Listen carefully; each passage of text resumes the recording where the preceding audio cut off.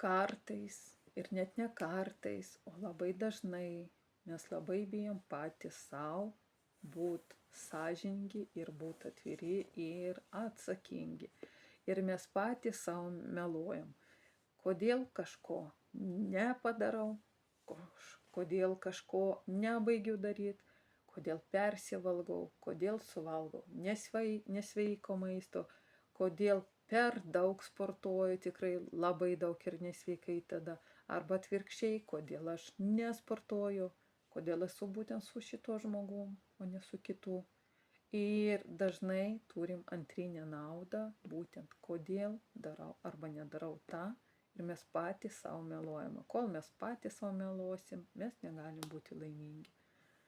Tai sąžiningai atsakykit savo į klausimus aplamai, savo gyvenime, kodėl darau, kodėl nedarau, kodėl esu arba kodėl nesu, kodėl.